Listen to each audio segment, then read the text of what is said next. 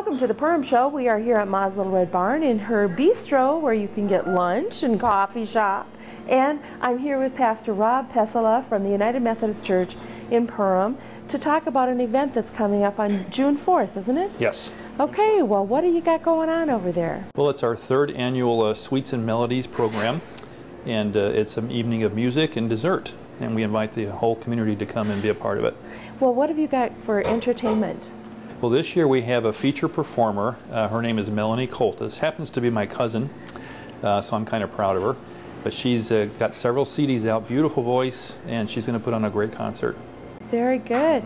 Now, is this just a treat for the community, or is there a fundraiser, or is there? Well, what we do is we ask for folks. It's a free will offering type of thing. Okay. And we usually donate some of the money to a charity of some kind, and okay. So it's always a good thing. Last year we had a big packed house, and we expect even a bigger one this year. Will you be selling? Will she be selling her CDs as well? Yes, she'll have her CDs laying out. She'll be doing that, and I mean, she really is just a beautiful singer. I think the community will be it'll be a big treat for them. Well, how long has she been in the music business? As her cousin, you probably know that answer. Well, she has her own recording studio, and she lives out in Citherall, out there by Henning. Oh. And she's a stay-at-home mom, has two kids, and her husband works in Fergus Falls, and she just has her own studio, and she just makes music, makes CDs, and she's done. Last year I went to a concert in Battle Lake. She did, so she does concerts throughout the area. Well, that's great. So we're real excited. Why don't you let our viewers know one more time, Pastor Rob, the date and the time and the location? The date will be a Friday, June 4th, here at the United Methodist Church here in Perham. And the time will be from 7 to 8 is the sweets, the dessert time, and then at 8 o'clock is the actual concert. Very good. Well, thanks for being with us on the Perham Show. You always have so much going on over there. We do. Yes, and stick with us. We're going to come back and we're going to talk to Tamara Usselman, find out what's going on over at the Perham schools.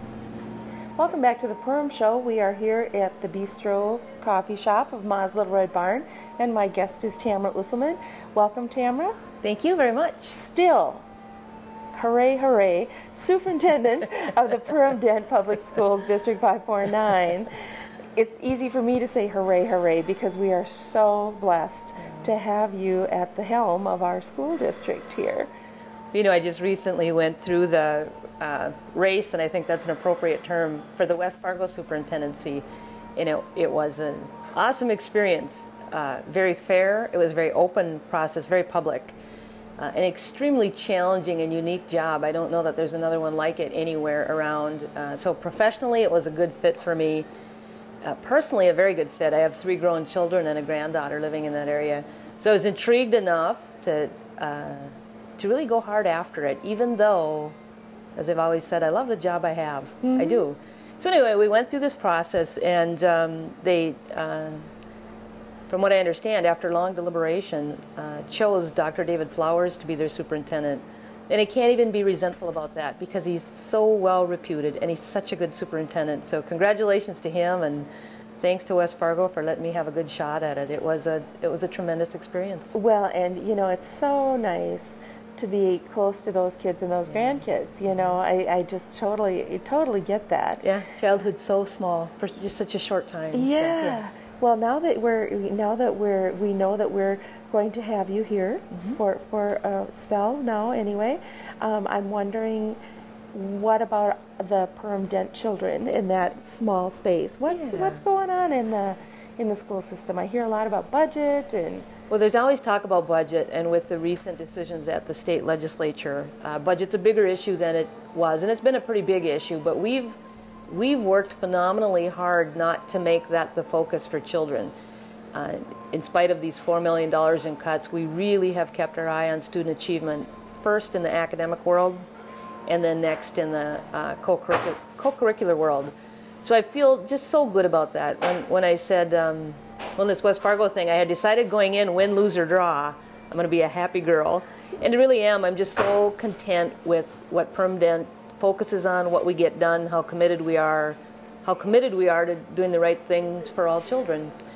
So our academics are strong, our co-curriculars are strong, and on the grown-up side, away from the kids, we worry and we work and we worry and we work on budget. Yep.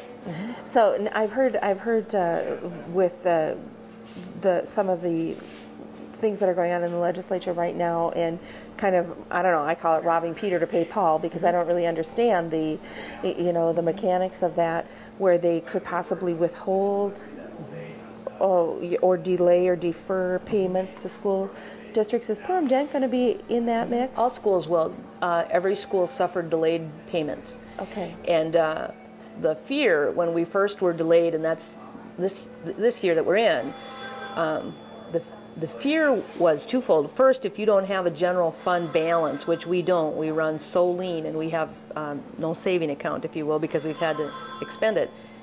And most schools don't have much of a general fund unless they have an operating levy. But anyway, the fear is when you get a delayed payment, you have to cash flow borrow to make your checks good that you're writing yourself. So then you pay interest. And so by the state not paying its bill to schools on time, schools have to borrow, and they have to pay interest on that money, so that increases the expenses on the school side. So that was the first worry. The second worry was, this happened once before in the 80s, and I think it took almost, in the neighborhood of 15 years for the state to make it right again. So this is a long-term issue for us. We knew that going in, and by the look of it now, with the state not having any money, we're not going to get that delayed payment ever to catch up. So we're always going to, it'd be like for you and I getting our paychecks a quarter of a year late, and that's a big deal. And then within that quarter of a year, you're still making the mortgage payments and the light payments. Yeah, and you got to buy groceries, you got to pay the electric bill. Sure. Yeah. So that, I mean, that is schools are truly in the hurt bag, more now than they were before, and I suspect we're not out of the woods by any means. So moving forward then, Tamara, and on into the 2010-2011 school year, are you seeing, with the school board and your administration, that you've got strong leadership and you're going to be able to address these challenges with the budget? We have addressed what we knew about. So we anticipated that there'd be some loss in state aid, and we made about $330,000 in reductions already for next year. And you always do that, of course, in the spring before the following school year, because we run on a July 1 to June 30 budget. So we're prepared for what we thought would be a bad news scenario. I suspect it's worse news than our board wisely prepared for.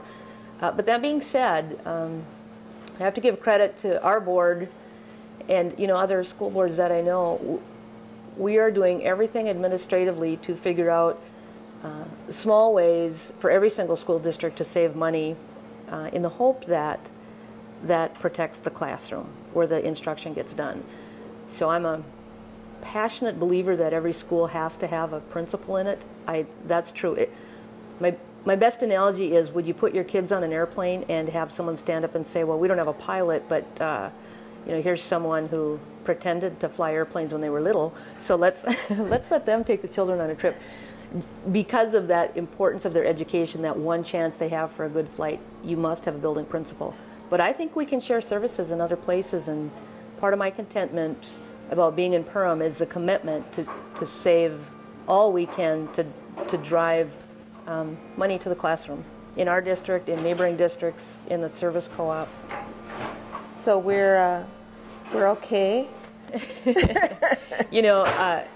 In my mind, there's no question that the school has to go out for a levy because we're not okay. That's still an issue then. That's a huge issue. But also in that, I just want the public to know that we continually study how do we cost reduce, how do we shift, how do we work with our friends and neighbors to lower costs. Absolutely. And that'll get part of it done, but once you've gone over the $4 million mark, there aren't a lot of places to save significant amounts of money. We'll have to have another show on that. Tamara Usselman, Superintendent, Perham Dent Public Schools. Thanks for being with us on the Perham Show, and thank you for tuning in. Thanks, Patty.